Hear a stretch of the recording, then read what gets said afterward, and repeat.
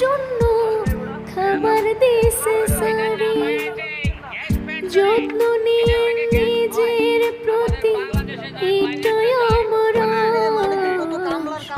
এত চাকরি রাইখায় কেন গেলেন এত চাকরি রাইখায় আপনি কেন গেলেন?